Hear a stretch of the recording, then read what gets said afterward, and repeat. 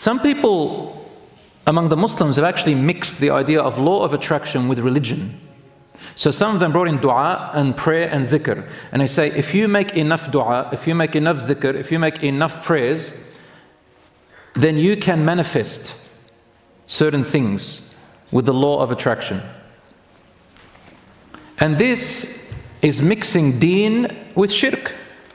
It's the same thing. And it's an innovation of religion. Let me look at it scientifically.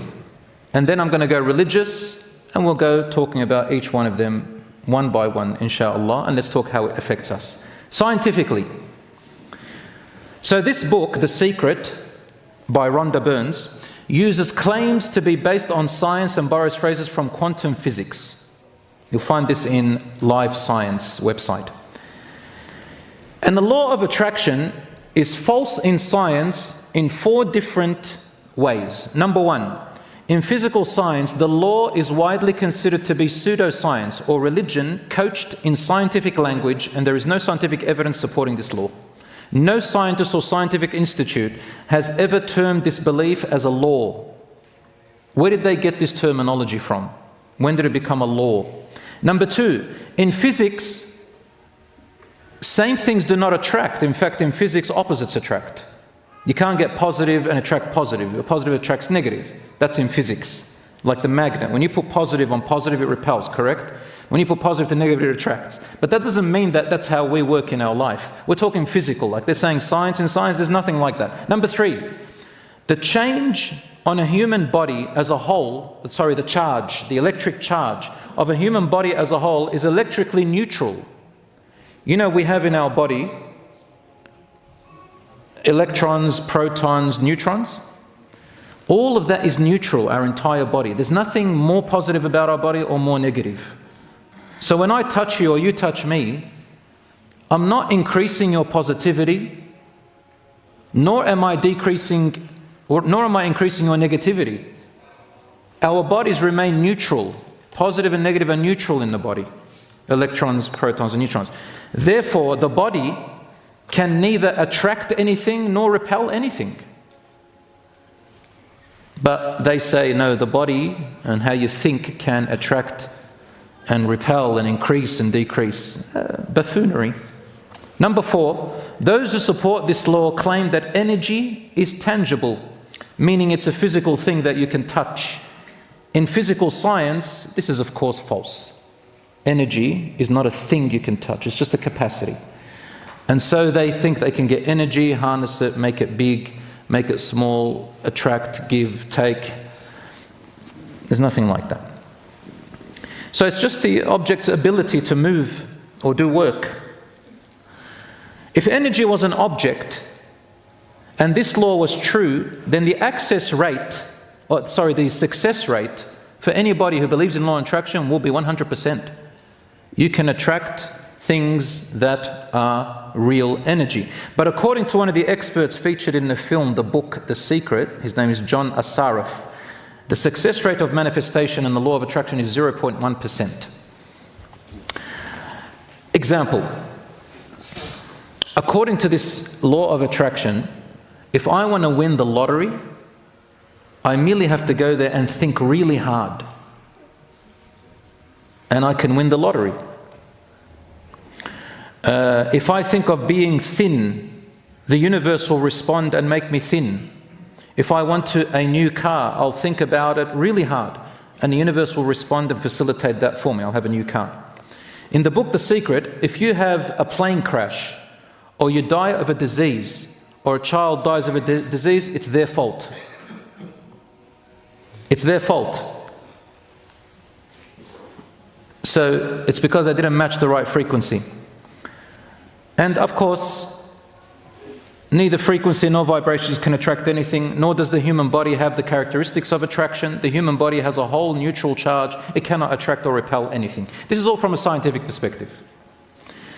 Not only that, it creates mental illnesses. How? The law of attraction makes a person a victim. Makes a person makes the person blame themselves. I didn't think hard enough. I didn't intend well enough. That's why it didn't happen. Not only that, the law of attraction goes into families and can separate families and disunite family ties. How?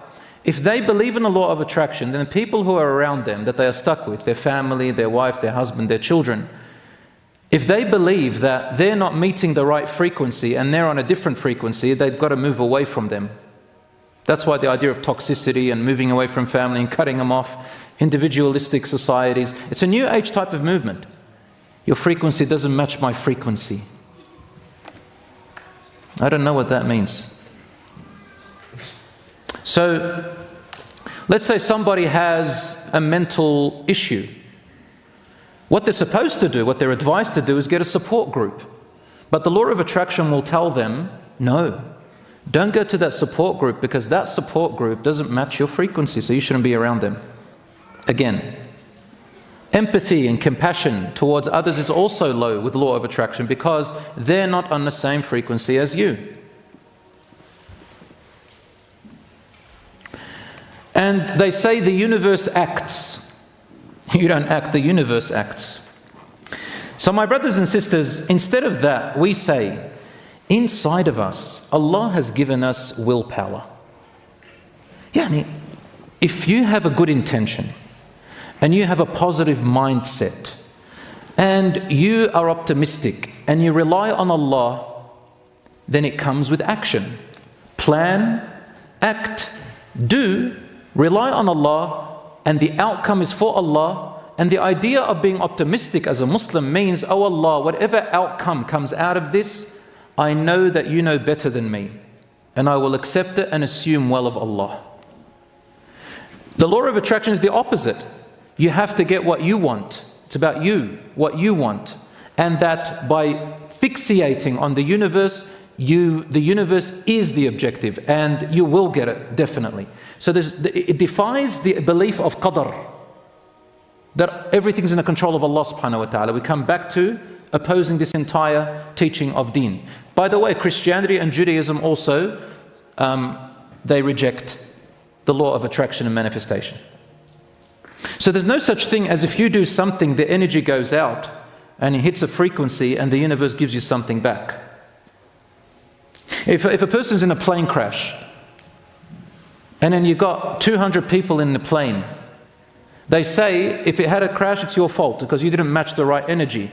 Well, all 200 people in the aeroplane, the universe just blames everybody. And it's, again, a complete fallacy.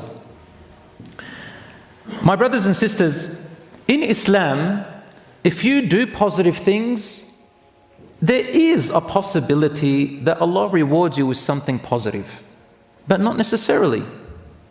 Or it may be positive, but you don't see it as positive. You may not like it. So what happens in our world now is, unfortunately, a lot of people tend to think negatively about Allah subhanahu wa ta'ala. So if something doesn't go their way, majority of people, Ibn al-Qayyim rahmatullah alayhi, he speaks in his book about this. He says, if you looked at the majority of people of the world, when it comes to assuming of their Lord, what do they assume? If things don't go the way that they wanted them to go, they start thinking that Allah has betrayed them. It's not fair. Why me? That shouldn't be. So when Allah says, think well of Allah, it means no matter what the outcome, be patient and think well of Him. Even if you don't see it good right now, it'll be good for you somewhere else. But if you're going to take that attitude, Allah is bad, why don't things go for me, why? This is what starts, the shaitan comes and leads you towards these buffoonery type of ideologies.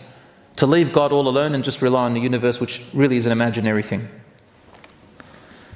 My brothers and sisters, the universe doesn't know anything about you. The universe can't read anybody. So, who is the creator of the universe? Allah. In Islam, we believe in qadar. Religiously, believing in the law of attraction and manifestation that the universe will give you, if you take, positive energy, and the universe will give you back, this is open shirk. This is open shirk. If I believe that the universe has power to respond to my thoughts, then what is there a greater shirk than that? I've left nothing in creation except that I've made into a God instead of Allah. That's the meaning of shirk. Do you get it? Every atom, every subatomic matter, the sun, the moon, right to the end of the universe, all of it can know the unseen about every person. And who's the only one who knows the unseen? Allah. And the universe has no power to do that. So that is shirk akbar, major shirk. Now a person might say, what if I believe that Allah has created laws of attraction, that Allah is the one that's doing it, and I'm asking Allah, and then He facilitates the laws of attraction for me? Then I say to you, this is not shirk in Allah, but there's another type of shirk called shirk in cause. You make shirk with Allah in cause and effect. You're still putting trust in created things when nobody told you that Allah never told you that. There's nothing in Islam, past or present, in the whole Quran, about the law of attraction. Nothing. So where did they get it from? Hindus, Buddhists, and some people's ideas who are commercializing off you. For people who already are overthinkers, for people who already probably are on the verge of some mental illness, for people who are having rough time in their life, they commercialize off you and lead you astray. Islam came to make you free of all of that. It is only you and Allah subhanahu wa ta'ala. Allah says in the Quran, الَّذِي جَعَلَ لَكُمُ الْأَرْضَ فِرَاشًا وَالسَّمَاءَ بِنَاءً وَأَنزَلَ مِنَ السَّمَاءِ مَاءً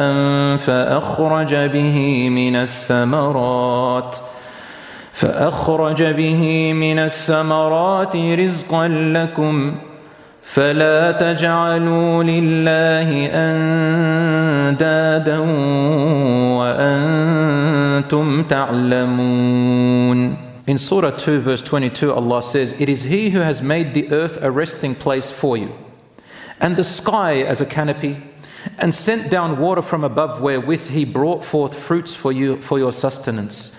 Do not then set up rivals to Allah when you know the truth. The rivals here is the universe and created things, giving them the same power or similar power to the Creator. Allah also says, قَالُوا اطَّيَّرْنَا بِكَ وَبِمَن مَّعَكَ قَالَ طَائِرُكُمْ عِندَ اللَّهِ بَلْ أَنتُمْ قَوْمٌ تَفْتَرُونَ. Allah says in Surah 27 verse 47, they said to the Prophet Salih, we regard you as an evil omen. We regard you as an evil omen to us and those who are with you. Salih replied, your omen is with Allah. The truth is that you are a people who are being tried. Tuftanun. The same thing was said by the Pharaoh's people about Prophet Moses alayhi salam. Whenever a good time came, they would say, this is but our due. And when there was a bad time, they would ascribe their calamities to Moses and his companions. Your bad energy. You, Moses, and your people are negative energy. Our idols are the positive energy. So this has always been there. Now, Salih said to them, he said, you're a bad omen, meaning bad energy. And then he says, your omen is with Allah, meaning, what is an omen? It is when someone has a belief of something that is negative or positive. The only belief that we have of who has the power to bring about positive and negative is who? It is Allah. That's why I said to them, your omen is with Allah. Leave your belief of this future, of what's good and bad, with Allah, and you do what you have to do. And Allah also says in the Quran, Surah 39 verse 3, lo, religion is exclusively devoted to Allah. Your religion is entirely consecrated to Him. As for those who have taken others than Allah for their guardians, they say, we worship them only that they may bring us nearer to Allah. We worship them only that they bring us near to Allah. Allah will judge between them concerning what they differ about. Verily, Allah does not guide anyone who is given to Shia lying is an utter unbeliever. This verse came down about the people of Quraysh. At the time of the Prophet ﷺ, the disbelievers disbelieved Muhammad ﷺ. What did they worship instead? Idols, remember? Quraysh people had idols. And this is what they're saying. When they were told, don't worship the idols, they said, we worship them only that they may bring us nearer to Allah. إِنَّمَا نَعْبُدُهُمْ لِيُقَرِّبُونَ إِلَى اللَّهِ زُلْفًا. The idolaters didn't really worship the idols in that sense. They worshipped Allah, but they said the idols are intermediaries. They bring us closer to Allah. So now, when someone hears idols, you forget that energy is also an idol now. Planets are idols. Beliefs in an amulet is an idol. Omens are an idol. Negative and positive energy that brings about things is also an idol. All of these are idols. And for the Muslims who say, no, these are things Allah created and I'm just getting closer to Allah through them, they're just like these people who said, no, we don't worship the idols. The idols, we just worship the form of the spirit that's within them, and they get us closer to Allah. Because we can't reach Allah, we reach His saints, and His saints are in the form of these idols.